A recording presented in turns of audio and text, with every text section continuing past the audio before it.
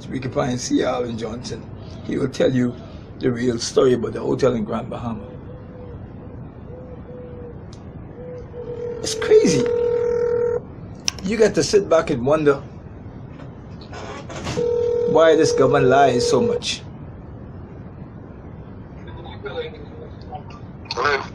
C. Allen Johnson.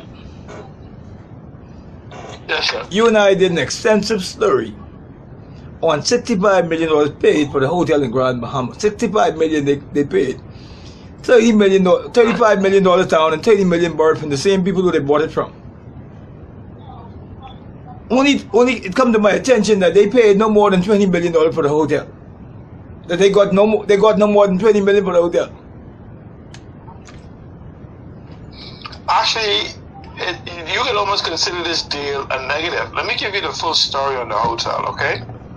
We paid $65 million for the hotel. Mm-hmm. We spent almost another $60 million or more maintaining the hotel since then. Remember now, we didn't get one of the golf carts that came with the hotel. We didn't get the golf carts. We didn't get the spoon. We didn't get the golf carts. We didn't get the building. We didn't get the building that came. One of the properties, right? The properties that where they wash all the linen and stuff. Okay. Then what we now did is we went, and I want people to pay attention. Language is very important. Right before that, Peter mentioned that there were negotiation with the Grand Bahama Port Authority to take a airport from them because no insurance company would cover them anymore. This has already been struck 3 times, so there's no liability. There's a liability issue. Okay, so now he comes back and he says that the government will. If you listen to the wordage of the people who are speaking about that hotel, the guy made reference.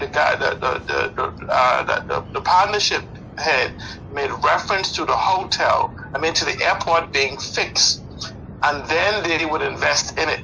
So essentially what they're saying is, you go fix the hotel, the airport.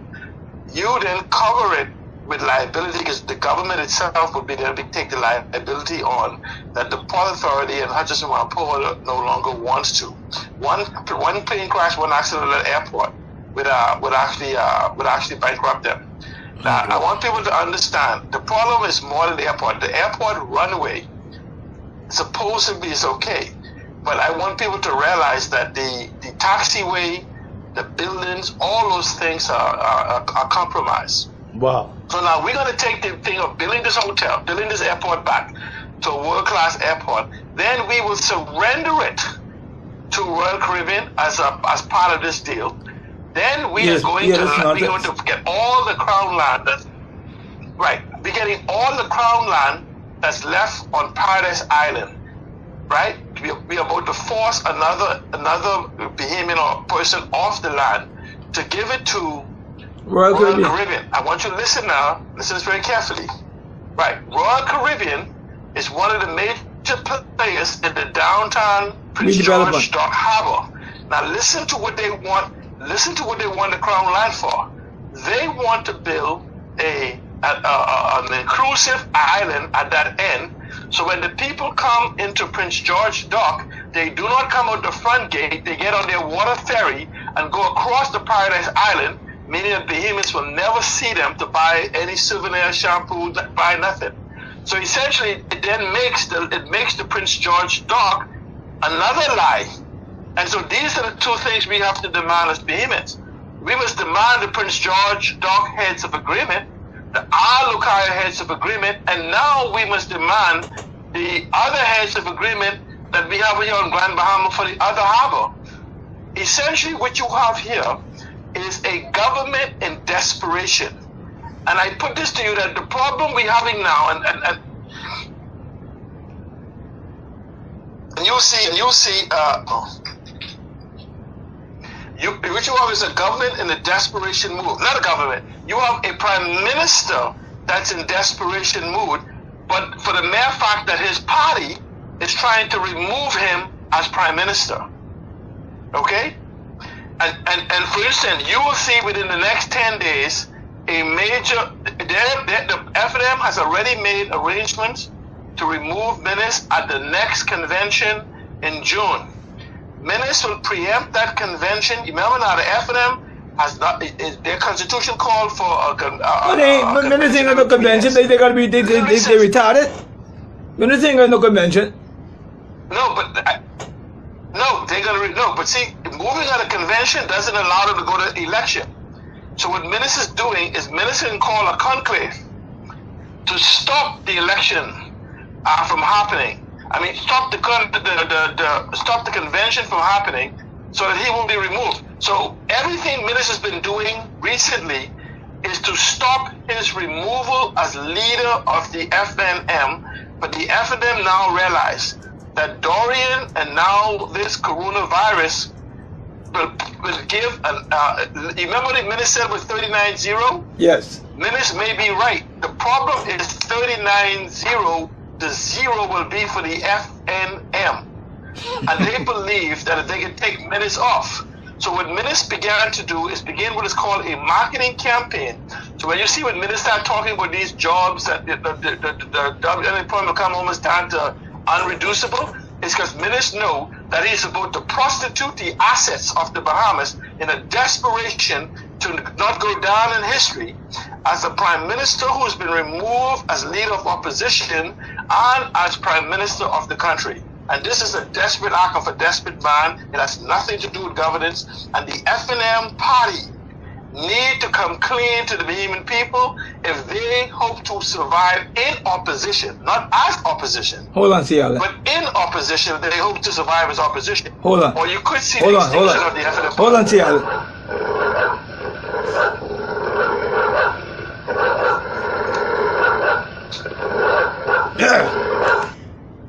Go ahead, Ciala. Right. So essentially, Bahamians need to become awoke. Stay aware. Stay aware. This is why the FNM has already decided to draw themselves into camps and already decided who the next leader in opposition. Listen to what I said very carefully, Bahamians. Not leader of opposition, of Her Majesty opposition, but leader in opposition. And the way I'm seeing it, you could very well see the Progressive Liberal Party or a coalition of independents governing the country and the FNM sitting in shame trying to rehabilitate its image and you won't have to worry about the PLP or anybody or the new governing party blaming Menace, because there'll be a small, remnants that they survive of FNMs who'll be sitting in Parliament blaming him themselves. Who survives Grand Bahama? Who survives in the FNM? Right now, see, it's a very important question, right? And we have to pay attention to this. See, we have to be very understanding of political history. Yes. And oftentimes the new people don't seem to understand that you cannot abandon political history in spite of the move towards technological advancement. There's something called a cultural nuances that associate even with data collection. Here's the point. Since 1990, the governing party of the Bahamas has always sat in the seat called Marco City. Since 1990. Actually, the governing party before then always held Marco City, right? Who's the member for Marco City now? Let me bring this forward for you. In 1990, the PLP had it, and then a by-election was called. Hewitt Ingram got his stripes by winning Marco City in 1990. In 1992, the FNM carried the seat again. In 1997, David Wallace. In 2002, Pleasant Bridgewater. Notice that how the FNM had it, and the PLP won Pleasant Bridgewater. In 2007, who was that? That was Chicago Line. In 2012, Gregory Moss. And in 2017, Michael Pintard now holds it. And so when you begin to look at the Grand Bahama influence, the most important seat, it is almost an omen that if you want a country or an island, you must take Marco City. Wow. And so that's very, very important for people to understand that it is almost like an omen on this island for leadership of a country. That's very prophetic. And so what happened? Right. What happens now is that if you begin to look at Grand Bahama,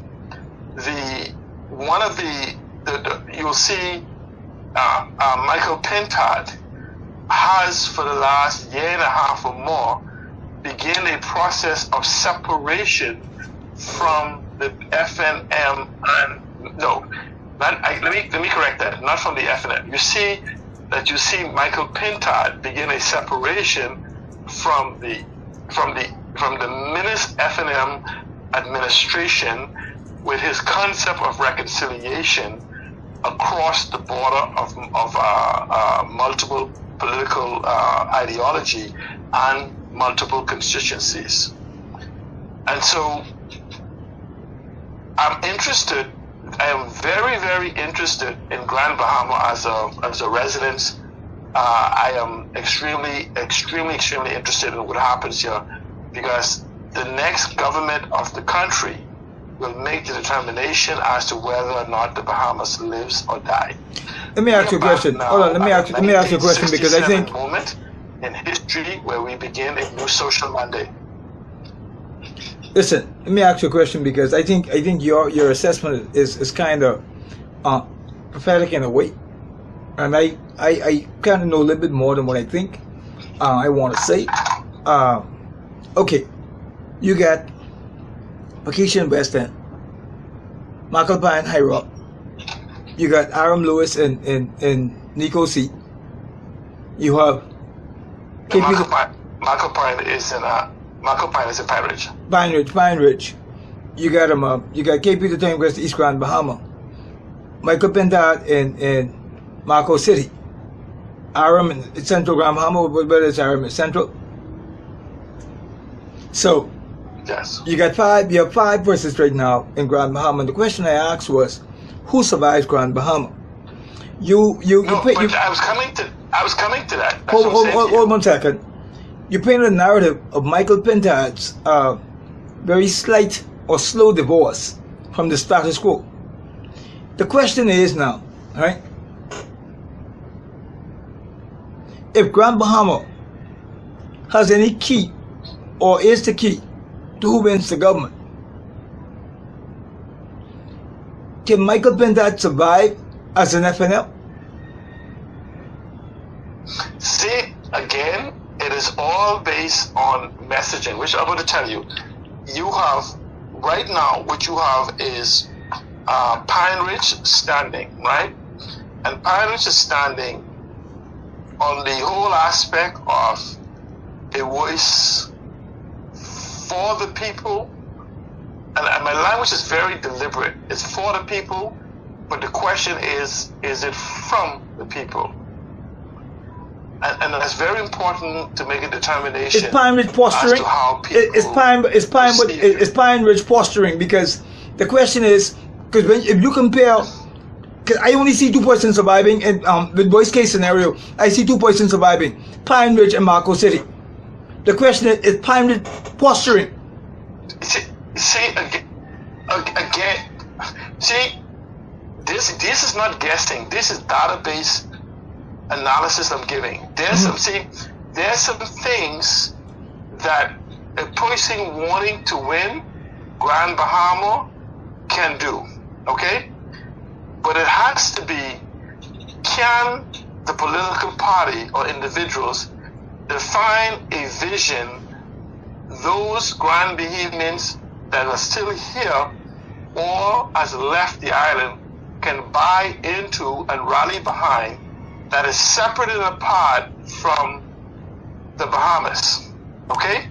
Now, the problem we have now is that though Michael Pintard has ingratiated himself with the electorate by offering himself to be available to them, there's going to be a very hard time divorcing himself from the abuse, from being part of the abusive spouse. Let me tell you why that's very important. Reese Chipman made a very valid statement called,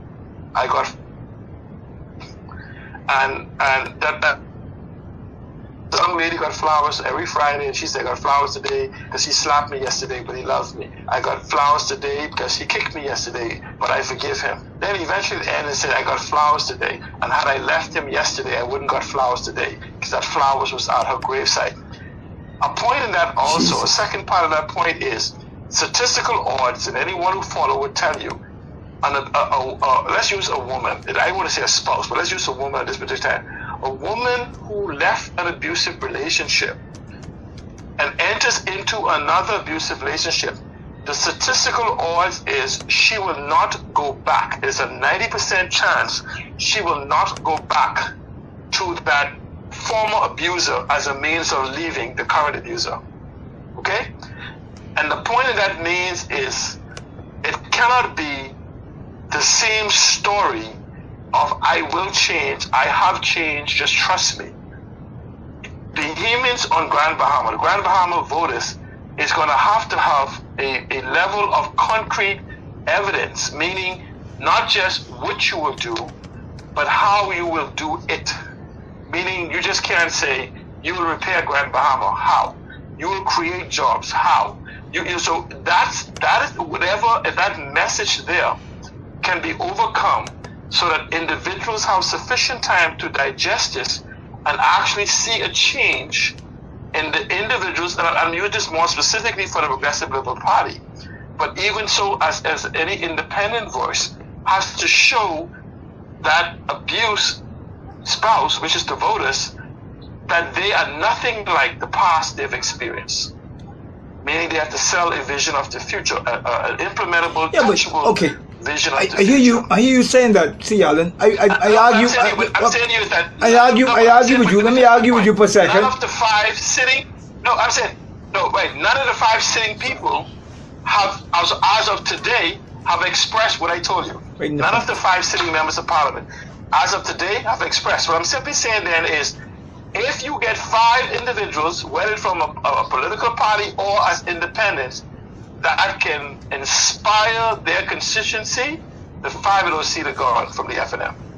And you could see a transition, a transformation of the Bahamian voting diaspora, meaning that even from the Grand Bahama, a very strong possibility of an independent coalition could emerge. But let me argue with you for a minute. Let me argue with you for a second, because if I argue with you and I say to you, if the people in Grand Bahama are desperate because they just came to Dorian, they came to all the other hurricanes, they had blue top now for almost 15 years.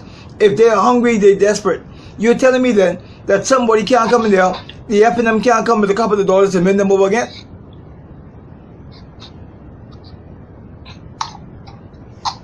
No. The Dorian have shown them that there's a level, there's what they call a level of tolerance of abuse. Do you realize that 80% or more of the homes in Grand Bahama is damaged? If you go back over 15 years, you'll have 80% of the homes in Grand Bahama. Who will they vote for? Because the PLP just came out of power. The PLP just came out of power, C. Alan Johnson. So you're telling me that these people now will determine based on the fact that they've been bitten by Dorian, they've seen this stuff over and over again. The PLP just came out of power. The FNM down in power. No, they've been kicking their backside like a soccer ball. Hold on, T. Allen. They've been kicking their backside like a soccer ball. People keep scoring goals with Grand Bahama. The bottom line is, we're getting our backside kicked. Who will they go with now? See, let me make this the fullness of this point.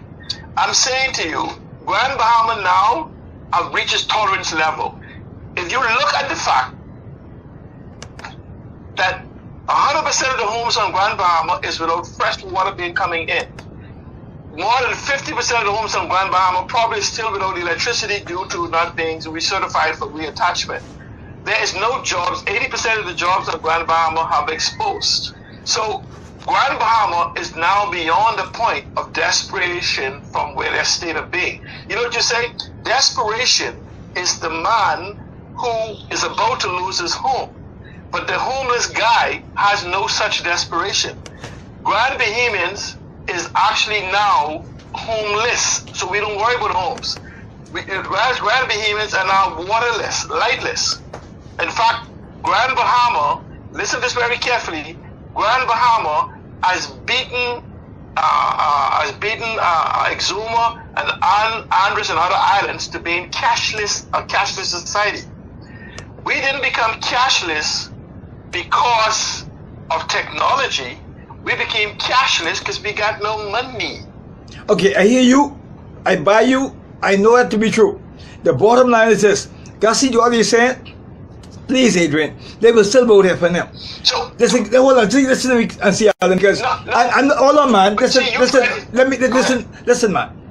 My thing is, I'm not a skeptic. I know and understand the reality of Grand Bahama. The pictures you painted to me, you've been a Picasso. I have no doubt in my mind. I have family in Grand Bahama. I have no doubt in my mind. I send water. You believe they're gonna vote PLP, or you believe they're gonna vote FNM again? That's not. I'm saying to you. If you look at what's happening, have you heard Grand Vehemence on the radio? Have you heard Grand Vehemence screaming around collectively? There is a silent anger in this Grand Bahama, okay? And there has to be reconciliation and recommitment to anything for Grand Vehemence now to Guys, you listen to C. Alan Johnson. That's the voice of Grand Bahama. He is also one of the voices of National Access. We're talking directly about a hotel that's been sold into Grand Bahama. The government said that they got $50 million for the hotel, and they also said that the concessions would bring it up to the $65 million they would have paid in the beginning of that hotel. First of all, hold on, C. Alan. First of all, let me say, hold on, C. Alan. Make a statement. Just answer the question, man. Answer this question. Who's giving the concessions? The government's giving the concessions, or is the hotel or the buyer giving the concessions? Because if the government giving the concessions, then how could it get up to 65? So you're saying that the buyer's going to be giving government concessions to get it up to 65? Is it? That's a lie. You stopped me from calling the lie out that I was about to. Nothing the government has said about this hotel deal is the truth. I saw today, and I have facts, that the government did not pay $20 million for the hotel. They did not receive $20 million for the hotel. The government did not receive $20 million for that hotel. Royal Caribbean Cruise Lines, right after Hurricane Dorian, asked the government to give it to them for free, to begin with. Royal RCC was saying that because of Hurricane Dorian and the amount of time it'll take to get Grand Bahama back together, they wanted it on a blank piece of paper. And that comes from reliable Ministry of Finance facts. Go ahead, man. You know why something is wrong? You know why something's wrong with that deal? Remember, you and I discussed in details, go back to the tape. Yes. We told them that the appraisal was $40 million because I had a copy of the appraisal. Yes. Okay? $40 million. Now I want you to remember this. Now the Prime Minister of them is, the FNM is saying they're getting almost $30 million for a hotel that only had a value of $40 million. Are you telling me the insurance company is paying them $27 million for a $40 million hotel? That would mean that hotel almost got wiped out, gone. So, see, something is not adding up with these figures. Because those of us in Grand Bahama know the hurricane, other than some wind damage and rain damage, didn't reach that hotel. And the other hotel has people working in it right now. Because the 250 people will be fired on the day that Royal Caribbean take possession of the hotel. See, something is wrong. If you begin to put this story, this Picasso on, you'll see that this guy ain't got no hands to paint. So there's something is wrong. How do you get $27 million insurance claim from a hurricane that wasn't a hotel that wasn't directly hit on a $40 million hotel? The person in charge of the SPV said they're getting $27 million claim. They're gonna split it with Royal Caribbean because they had a contract at the time. At the time the hurricane hit. So essentially, what the government is saying is that Royal Caribbean is so silly, they're buying for $50 million a hotel that had a value of $40 million that now suffers from $27 million worth of damage. Now remember, according to insurance, unless you get 100% coverage, and I guarantee you didn't get 100% coverage, that would mean that the damage to that hotel was more than the $40 million appraisal. My God. How do you have more than $40 million worth of damage to a hotel that's worth $40 million? Can you imagine that? I mean, just think about that. Because if you're saying that you got 27 million on value based on insurance, then somebody have to be a complicit liar. Or the insurance company have to be the biggest fool in this side of the equator. Why would they lie though, CL? Why would they lie? Why would they tell a lie about the sale value? Why would they tell a lie about the sale value? Why would they tell a lie about the insurance? What is behind this government? Because what you preparing for the early election. And remember I just laid you the narrative for Grand Bahama. So now you have a government that is preparing for a snap election. Not the government, a prime minister who's preparing for a snap election. And he is now throwing out the baby, the bad water, the kitchen sink, dressing up everything. Okay? Don't be surprised if you don't have some major picture saying the airport is going to be with a helicopter and drones and all these things will be able to land, because he's trying to paint this picture. See, they didn't even tell you for the hotel. In the hotel, you're going to knock down 2 into the hotel, right? So again, the property become they tell people to prepare for Grand Bahama, but the property becomes an inclusive area. What do you call the area where you don't pay for anything? Boy, when you go to the hotel, inclusive, right? Yes. Because that become part of the boat where the passengers go. So you can get tokens and whatever else there is that for you. Go ahead. But I want you to understand the hotel in the middle, which is the breakers, that will be used as an apartment complex to host the workers. So I would put to you, you must look at that handshake agreement, and out of those 3,000 workers, I can assure you, probably 2,400 of those workers is going to be work permits. Okay? Whatever amount of workers they have, because they're already laying the groundwork. The Bahamians are ill-prepared, and Grand Bahamians ill-prepared to do the type of construction that is necessary to get this entertainment, water works, whatever available. So that means there will be an influx of foreigners to do it. And that will be, we are being screwed all the way around. I put to you though, we have to be very careful that this Grand Lucayan, if the FNM wins or if the PLP wins, will not happen. Here's why. We saw this again with the Wynn family, who came to Nassau, called it the government, got the land they want, then walk away from Alukaya. Now let me give you my scenario of the play. What Royal Caribbean did was Royal Caribbean was part of the harbor deal in Nassau, saw this prime piece of land on the end. They went to the government and asked about the prime piece of the land. And government say, we'll kick the people up there, we'll kick the Bahamians of that for you. If you take this hotel, this piece of junk we have in hold on. I have no doubt in my mind. That's exactly what happened. Because when Toby Smith started rowing the papers for the last 2 weeks about the piece of property that's his, closest to the lighthouse, Careless Road got a property in the middle of it that he has a lease on. Careless Road is now holding back so that if there's any negotiation with RCC, with Royal Caribbean Cruise Line, he could get some money and just walk out of the lease. So what the government did, the government gave them all of that stuff, all of this stuff on that tail end, so that the people could not come back to shore. I saw it this morning. And so for the most part, I know that for the most part, what the government has decided to do, Grand Bahama is a throw in. Those places know and understand until the airport is complete what it takes to get that hotel back up and running, whether it's all inclusive or not. The bottom line is, until the government can show proof that there's going to be some kind of transaction going on in Grand Bahama, they're going to stall that, they're going to hold that as kind of a part ship, because there's nothing. Royal Caribbean Cruise Line can hold that forever. When they come back and resell that, they're going to resell that for $75 million, $100 million, because they'll probably throw 1 or 2 pennies in it. The bottom line is, they ain't going to do nothing with that.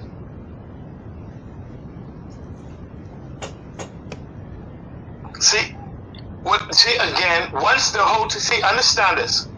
Because they are not putting any cash value on the ground, they could take a piece of paper on this place called the Breakers Key at Grand Locayan, 519 rooms. Remember, they already stated to you, we will be knocking down the other two hotels. But Adrian, just stop. Don't interrupt me here for 1 minute. I want people to go back to the deal of our Locayan. Remember, RTM came in by themselves. Listen to this carefully.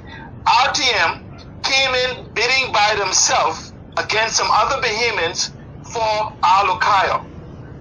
At the same time, when the government began in earnest negotiations for the Prince George dock, and Royal Caribbean asked for Paradise Island, all of a sudden, we got a reboot of the RTM deal at our Locayo, including Royal Caribbean.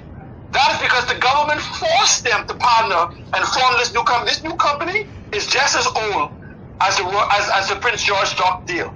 Go check out the date of when this new company was formed. So the government is forcing Royal Caribbean into this marriage with RTM in exchange for Royal Caribbean getting Paradise Island.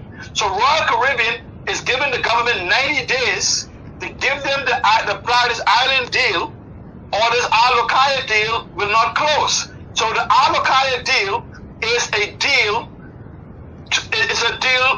It's an agreement for a deal, not an actual deal. Because that's why they can't reveal the heads of agreement. Because there is no real heads of agreement. This is a deal. This is a promise that we will make a deal if you could deliver us the Paradise Island deal. Because RTM is in no position to do this because Royal Caribbean is the one that has the money. So the question you have to then ask yourself, if the 519 room Breakers Key is the solution for Grand Bahama, then we might as well build 500 bed and breakfast.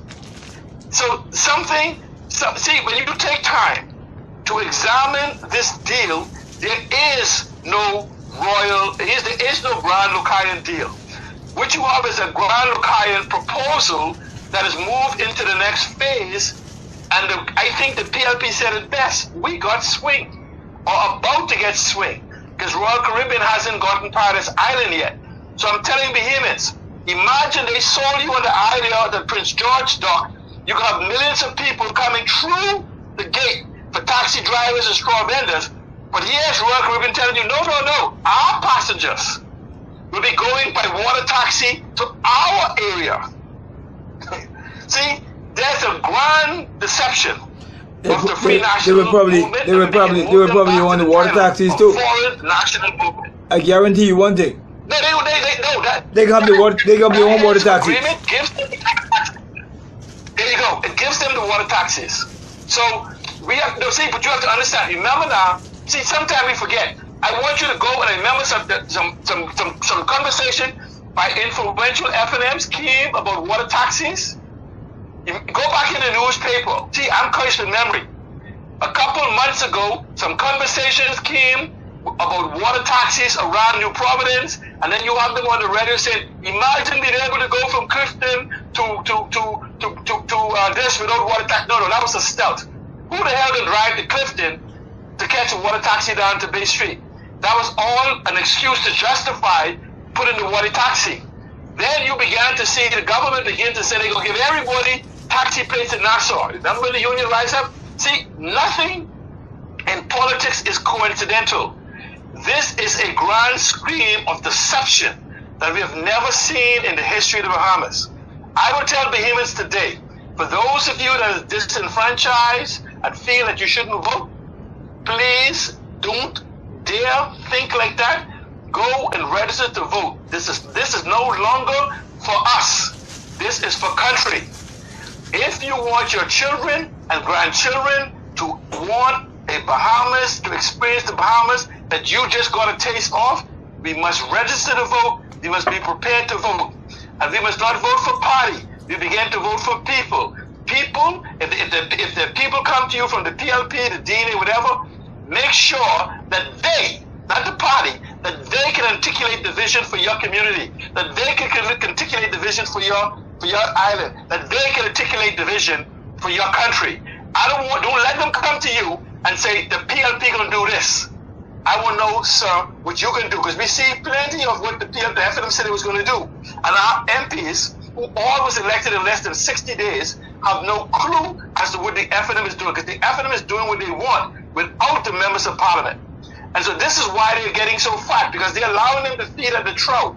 Okay? There's something they say we got to trickle. Remember when someone said we got to trickle down? Well, the trickle down is to the FNM MPs, because they're the ones getting fat and the behemoths are starving to death. And they now, at the top of the FNM party, is now taking the lagis, taking the sweetener, and they're preparing for almost eminently what is happening in the Bahamas. There's a global shift happening in leadership.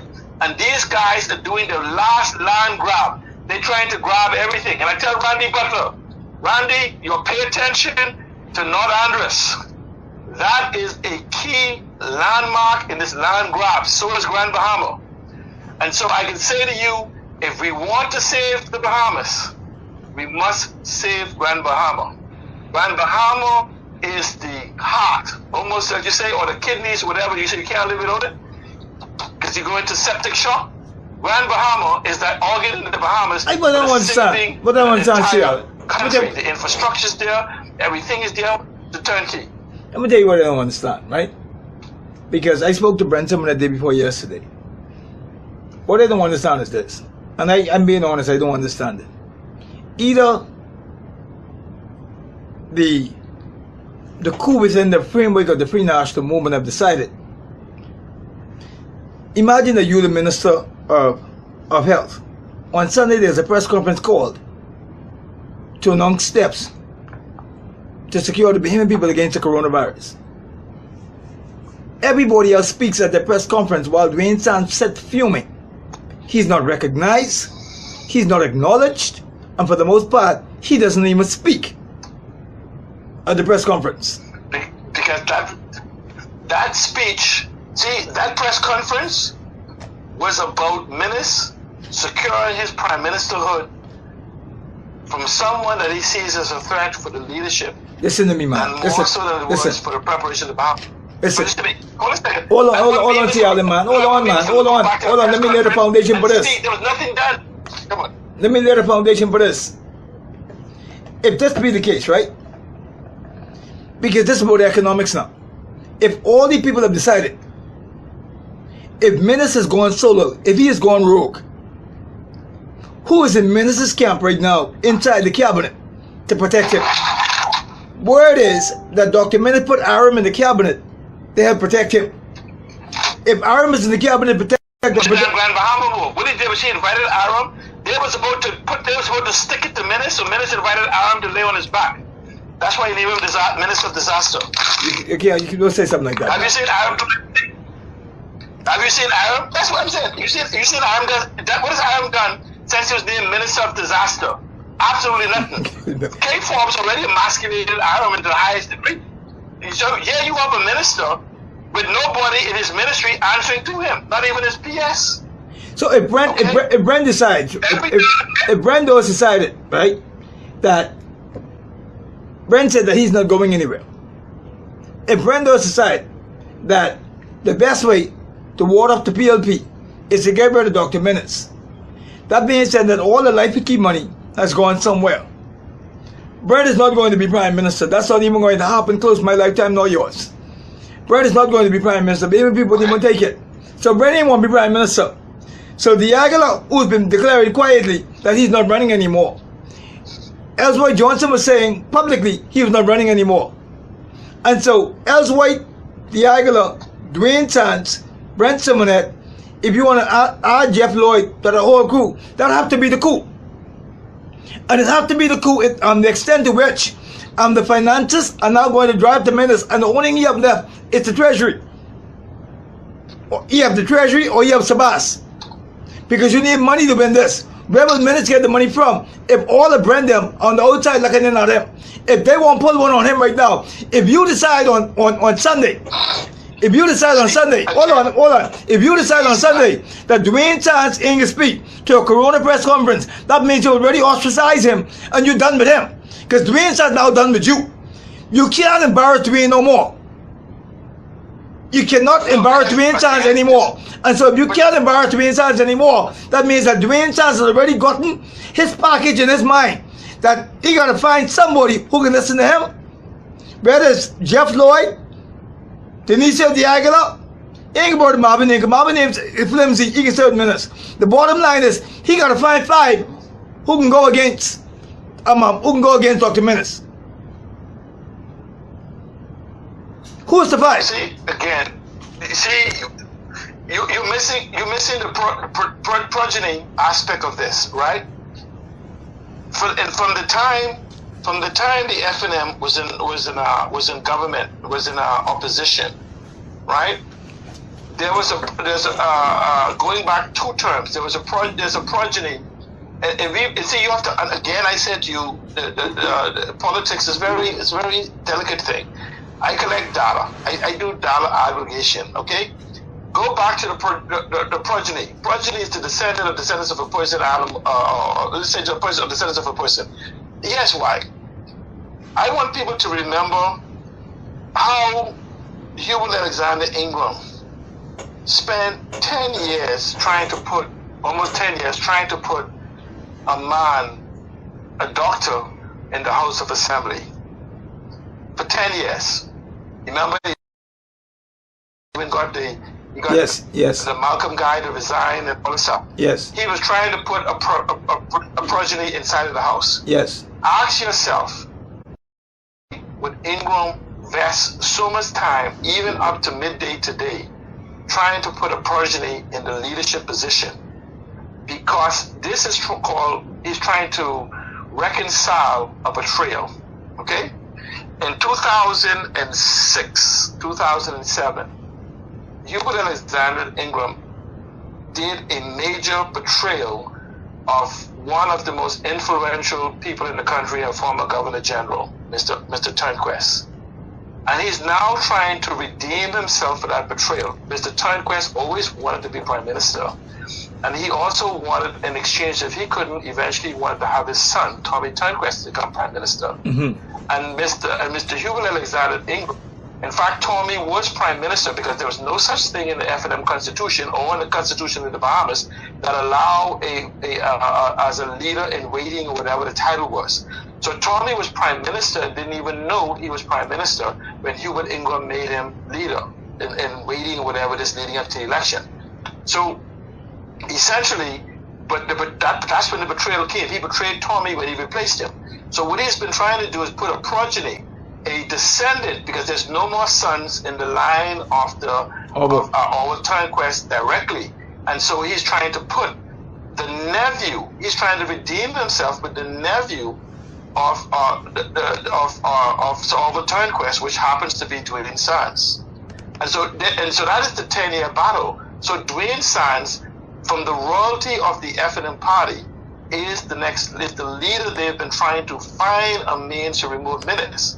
Menace is a lousy leader, but between Menace and his brother Boxer is a political animal, and they were able to, once they put Menace there in a temporary position. Now you got to go back to when Loretta Butler was betrayed.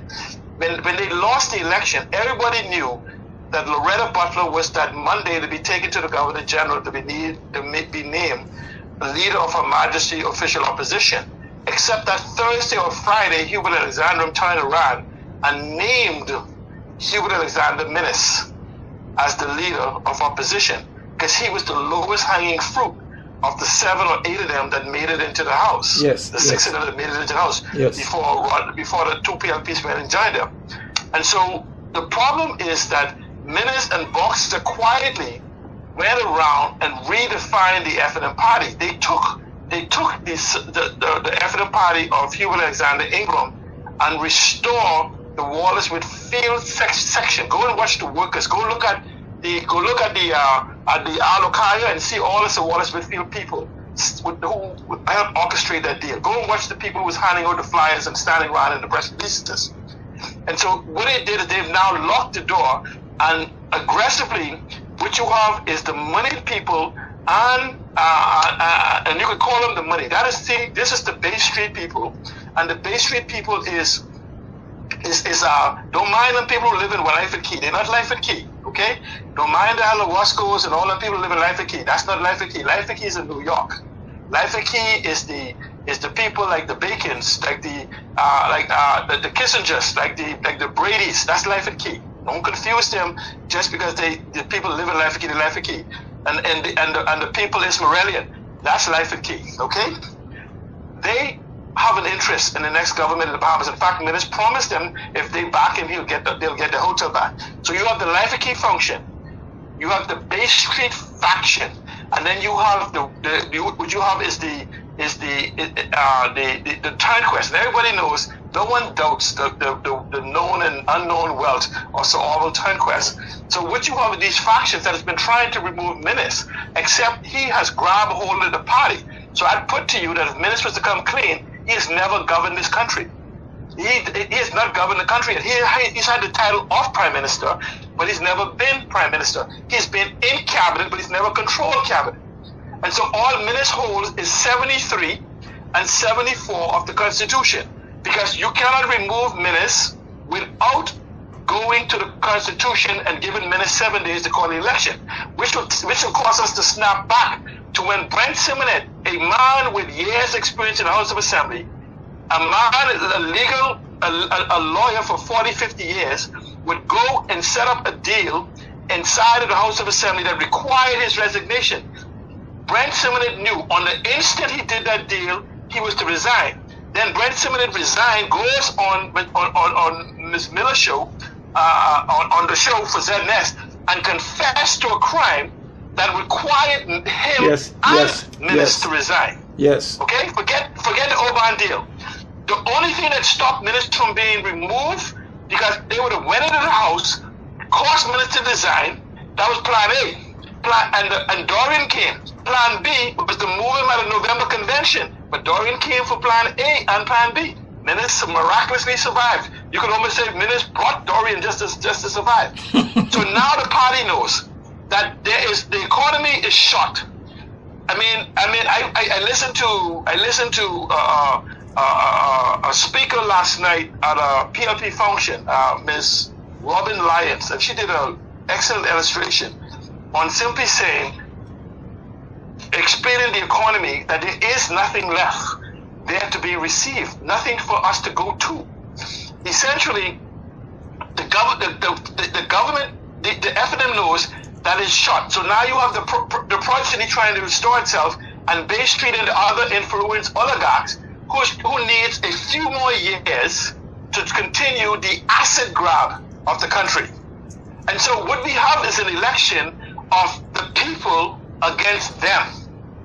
And so and this brings us back to where those individuals who are now running for office must take from this point forward to define the robbery that is taking place and begin to step into the gap. And so this is where my argument is that the PLP, the DNA, and the so-called independents or coalition of independents has to be prepared to define what has happened, what is happening, and the need to stop it, and a need to rebuild this economy, because the assets we have far exceed what it is. And so essentially, you can see the delay in the economic collapse of this economy in the mere fact that we have $5 billion in VAT, right? We have $4 billion in borrowing. So imagine you borrow $4 billion, but your national debt only goes up $1 billion, because they have not been borrowing money. They've been refinancing debt. I want people to imagine this. You own a business with a $10,000 a month payment on $1 million loan. So when you go to take out another $1 million loan, instead of taking out a 10-year loan, you take out a 30-year loan. So your $10,000 payment drops to $2,700, which makes it easier for you to meet your financials. So what this government is doing, knowing that this economy is collapsed, and I guess you can argue that the PLP did have this thing where they say the PLP left the country with good credit, not in spite of what the story they did, because you couldn't go and refinance no $3 and $4 billion worth of loan with a country in bad debt. And so essentially what the FNM is doing is refinancing these loans for 30 to 40 years. Now let me tell you something. Nobody going to take a 10-year loan extended to 30 years unless you have the ability to pay. Okay? Because why would you take, imagine, if I have a loan with somebody else, Adrian, would you take the loan from that somebody else, and would you take it on knowing I can't pay? No. So essentially, what happens now though, unless we redefine the Bahamas, yes, now we have lower payments, but we need a government of today that has the ability to grow this economy. You notice what Peter said, right? Notice what the FNM said. We have to tax you, right? We have to sell something, or we have to spend or borrow. Never once he used the word grow the economy. That tells you that the FNM has given up on the concept of growing the economy because behemoths would then be empowered. They need a weak electorate once they grab these assets to maintain the asset until they get a stronghold on them. And so this is why they don't need a growing economy. Will Dr. Menace make it? Will Dr. Menace make it to 2022? No, he won't. The question is, will the behemoth people, through separation by being disenfranchised, by feeling disassociated, that they don't have anything? The FNM party is betting that behemoths will not be inspired to register to vote or to vote. And with all due respect, I would say the Progressive Liberal Party nor the DNA have inspired anyone to want to go out and register to vote or to do something. So people are becoming disenfranchised. Remember how in February of 2017 that Perry Christie went to call the election, he couldn't because he didn't have enough voters. You will have that effect right now. Then the Constitution will kick in because they already know if we could get us, if they want, and they want to get to this. They want to remove minutes before the voters' roll expired, right? So they can use the old roll even though the people don't vote because they are on the ground trying to make the determination. I'm aware, C. Allen, that there are some places who have already been reseconded to the voters to the parliamentary registration department, and obviously this whole campaign thing that Dr. Menace has already launched speaks to two things: either by-election, if not a by-election, then a general election. Brent Simonet said it won't be a by-election. His constituents say, hold on, man. I'm going to talk, man. Hold on. I'm convinced that I believe Brent Simonet, and so I believe that. I don't believe it's going to be a by-election. It has to be a snap election he's working on.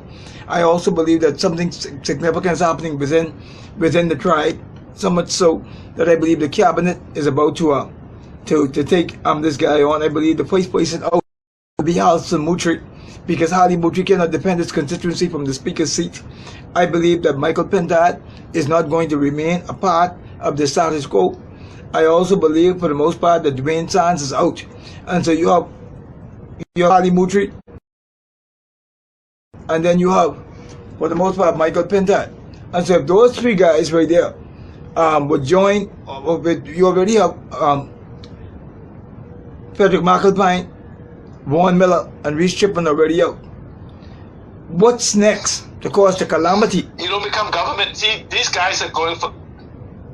Go ahead. See, you talk about opposition and a normal election. These guys are not interested in a normal election. They're interested in governance. Yes, I agree. It is easier to It's easier to maintain some seats than it is to win some. We understand. If you understand data, when you go and see people go to a popular vote, a popular vote don't win crap in this country. If you know your constituency, you mustn't get 50% of voters. Of registered voters. You must get 50% plus one of voters, not 50% of registered voters, those who actually vote. So, see, this is the misnomer that often people even running for election go on popular vote. Data counts. You must get 50% of those who cast ballots plus one to become the winner. That is the strategy that the FNM is using. See, and while everybody is screaming about the FNM is unpopular, their goal is, if I can get 50 plus one of the people who actually vote, I can maintain the seat. So the problem is that the biggest hurdle to removing minutes and for good governance in this country is number 73 and 74 of the Constitution, because when you remove the Prime Minister, instead of simply removing him for good governance, he has a right to go call an election. The FNM party, right, is well aware of that. That is why they want to remove minutes at a convention. because Minutes doesn't have the protection of the Constitution or the Convention. And whoever leaves that convention as leader is also Prime Minister at the stroke of midnight. See, so this is why they don't want it to go into the House. Minutes, if necessary, has no problem in calling an election. The problem is both factions within the party who begin to collaborate to removal of Minutes have decided that there is still a possibility of winning even if it's a snap election. So this is why Minutes is offsetting them by calling this conclave to end the option one, removal of the convention. So the only thing to remove Minutes now is going to be in the House of Assembly, which would then call for a snap election within 45 plus 7, 52 days. Okay? Guys, now, the FNM also have... Guys, we're running out of time, so... A plan C is, if Minutes survive, this is... See, if you go back to when Brent Simonet threatened Minutes in the House of Assembly during the seconding of this bill, of this financial bill, when he looked across the room and said to Minutes that no matter if you change the boundaries, you're not going to win Kalani. Minutes came back. Remember what Minutes said? There will be no boundaries change. So essentially, Minutes is feeling confidence is, I'll throw this to the people. So in essence, what you're seeing is a fight within the FNM for assets and for power, and the people have no purpose in their fight. Guys, listen, man. I want to listen. See, Alan. I believe that Grand Bahama is a key component in this whole deal. I believe that North Andros is a key component. I believe these guys are interested in a ground and a land grab, and the Bahama people need to be ever so aware that every single asset that we have is now on the table to be given away. We need to be ever so aware that whatever has to happen, we have to do whatever we can to protect and keep our country. And so I want to thank you, because Grand Bahama has to be on the forefront. We'll talk a little bit more about what we talked about yesterday in terms of the movement in Grand Bahama. And so you said you need 20 days, and so I'll give you all that, eh? Well, let me say to Bahamians, stay awake, and let me encourage Bahamians. I encourage you to prepare to vote, and if you know anyone, those 40,000 individuals that didn't vote or was eligible to vote, please get them to vote, because when an election is called, you cannot be saying, I'm thinking of voting, or I should have voted. It's like winning the lottery. You can't win unless you buy a ticket. There will becomes an opportunity for you to save the country. It's better to be registered to vote and don't vote than it is to not be registered and want to vote. So buy the ticket, and if you don't want to redeem it, that's a choice. We don't have to convince you. Those of us have to convince you why you should vote. But please, the only way for you to participate in saving the country is to buy a ticket. Let me repeat it again. It is better to be registered and not vote than to not be registered and want to vote. Okay? So let's go out and begin a registration process to let the people know the numbers in the Bahamas. Let's get the registration vote past 200. Let's see if we can get to 220,000. And I encourage the PLPs, the DNA, and anybody considering even an independent movement to go and get people registered. This is not for us. This is for country. Imagine the Bahamians at Baker's Bay, in their quest to be restored, has asked the government for 500 work permits. And they've asked the government for 500 work permits. And they want those 500 work permits to be Mexicans, to go into Abaco and to rebuild Baker's Bay. It has also come to our attention that many of those 500 work permits in the hundreds of 135. Yeah, I was told it's really 150, but 300. I understand. It may be 300. It may hold on, to Alan. It may be 300 that has already been approved for Mexicans to go into Abaco to rebuild. You can see some straight-haired babies up in there. Them people just can be juicing up all them black picky-haired girls, or Asian Mexicans. Oh, we have all kind of weird blood mixed up in there right up and now. Oh my God, what a country! You know, young people say the Bahamas is not a real place, right? I'm almost starting to believe them, man. 300 work permits, or 135 to 300 has already been approved. Mexicans to go into Abaco. Ron 2,000 work permits too.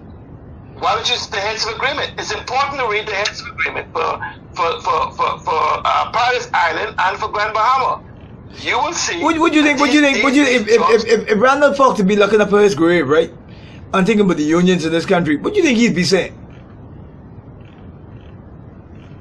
He'll be embarrassed at the emasculation that is by seeking to come down from their higher push to become political individuals of influence, that they represent almost 90% of the workforce, that they would come down to try to represent 5,000. How you think John been to sleep every night? Well, you know what I say, right? In my business, I do my job, because if I don't do it, someone else will. The question is, we have to make sure he has no job to do. See, the problem is not John Pinder. The problem is that we give John Pinder something to do in our silence. By John Pinder will have no job if there's no work permits to be issued. This is why, listen to me carefully, we must do more as behemoths, M-O-R-E. We must mobilize, organize, register, and educate people for the next election. Okay? We must do more. Mobilize, organize, register to vote, and educate our people for the next election. Listen, man, thank you so much, C. Allen. It's time to go to war, man, Gleason. It's time to go to right. Anyhow, I'm tired. Listen, guys, love you all, appreciate you all. Many of you will be coming this way tonight. Those of you who do come by tonight, I'll see you guys when y'all get here. But blessings to all of you guys. Time to get out of here, man. Share the video. Share the video. Share the video, guys. Share the video. Blessings to all of you.